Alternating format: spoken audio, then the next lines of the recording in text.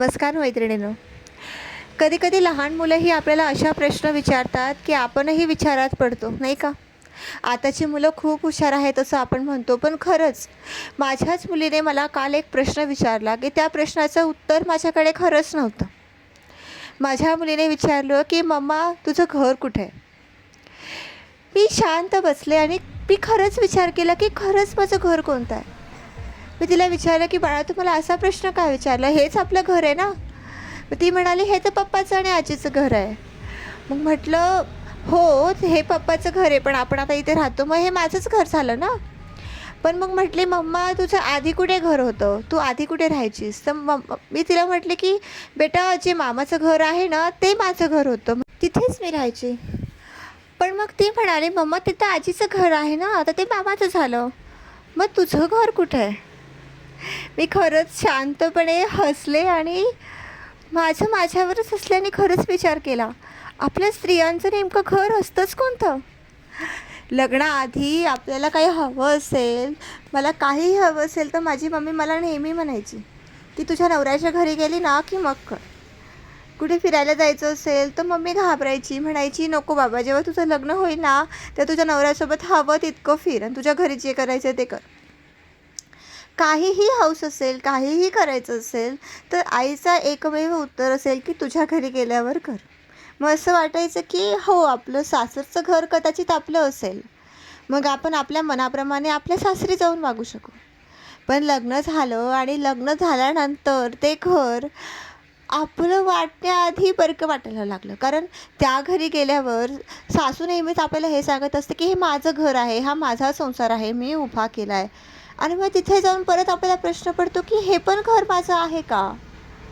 तिथे पण तर सगळं दुसऱ्यांचं असतं. त्यांच्या रीतीप्रमाणे आपल्याला वागायचं असतं. त्यांच्या पद्धतीप्रमाणे आपल्याला वळण घ्यायचं असतं. मग ते पण आपलं घर नाही. मग आपलं नेमकं घर आहे कुठे? आपण स्त्रिया खरंच बेघर आहोत का? ना आपलं माहेर असतं, ना आपलं सासर असतं. खरंच लहान मुली पण कधी-कधी असे प्रश्न विचारतात आणि आपल्यालाच विचार करायला भाग पाडतात.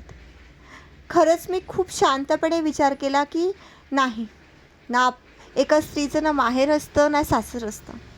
एक काळ असतो, की ती तिथे राहू शकते, एक आसरा घेऊ शकते.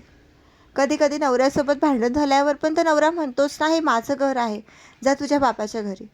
आणि आई-वडिलांकडे गेल्यावर आई-वडील पण हेच म्हणतात, की "तू बाई पाहुणी आहेस आमच्या घरातली. किती दिवस राहणार आहेस?" म्हणून नेमकं आपलं घर कोणतं हा प्रश्न आपल्या प्रत्येक स्त्रीला कधी ना कधी पडतच असतो. मैत्रिणींनो, आयुष्यामध्ये कधीच कुणावर अवलंबून राहू नका. काही करता आलं नाही आलं तरी पण आयुष्यात आपलं एक छोटंसं घर तरी नक्की बांधा, जे स्वतःच्या नावाचं असेल, जे तुमच्या स्वतःच्या कष्टाचं असेल.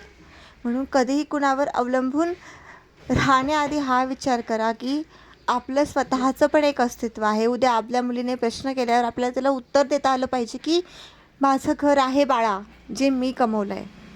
माझ्या हक्काचं आहे आणि तिथे तू हक्काने येऊ शकशील," असं आहे. आपण आपल्या मुलीला लग्नाच्या वेळेस सोनं, नाणं, बँक बॅलन्स देण्याऐवजी तिच्या नावाने एक घर करा. ज्या घराला ती तिचं घर म्हणू शकते. एका स्त्रीचं ना माहेर असतं ना सासर असतं. म्हणून तिला तिचं अस्तित्व द्या. घरामध्ये संसार देण्यापेक्षा तिला तिचं एक स्वतःचं घर द्या, जे घर ती स्वतःच्या मनाने सजवू शकेल. ज्या घराला ती स्वतःचं हक्काचं घर म्हणू शकेल. ज्या घरावर तिच्या नावाची नेमप्लेट असेल आणि ज्या घरातून तिला काढण्याचा हक्क कुणालाच नसेल. जर आपण नाही करू शकलो ना तरी चालेल, तर तिला इतकं भक्कम करा, की ती स्वतःचं घर ती स्वतः घेऊ शकेल. Thank you so much.